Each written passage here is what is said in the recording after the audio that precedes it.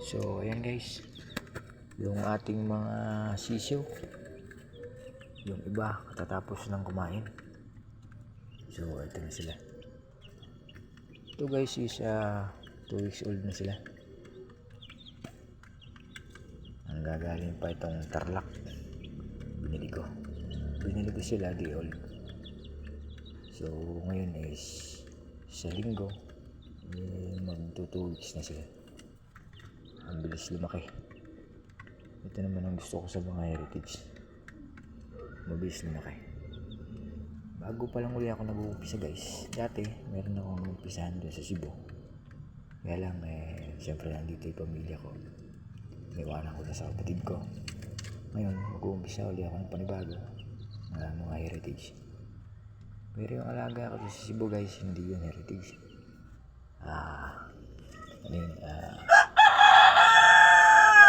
Little Dwight at Port Maltese.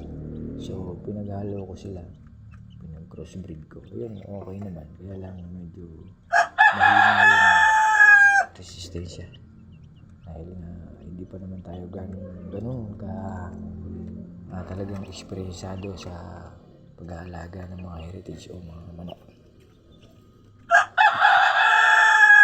Ito pala guys, yung maingay, ito yung ating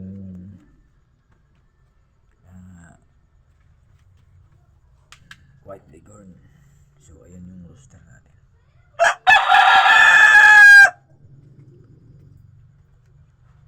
Yun naman yung native chicken natin.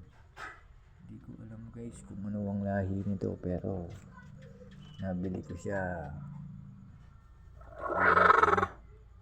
Naglilimlim yun guys, kaya nagagalit Hindi siya malapitan, medyo matapang. So ito yung nakas na sa kanya. Ito yung pinalahi ko kasi kaumpisa lang natin, wala pa tayong mga hens, tsaka siyempre wala tayong budget. Dinahandaan ko lang muna. So ayan sila. So soon pagka lumaki na itong mga Rhode Island Red natin, kung sakali, ito yung i-crossbreed natin sa ating white leghorn kung anong magiging resulta. Kasi ang white leghorn malakas mga itlog, pero hanggang egg production lang sila.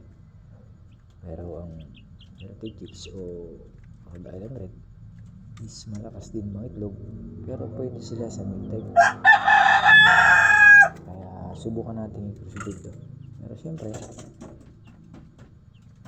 mag-breed din tayo ng pure Rhode Island Red at saka yung Bardrack. Meron tayong Bardrack dito mga guys. Ito, apat na piraso sila.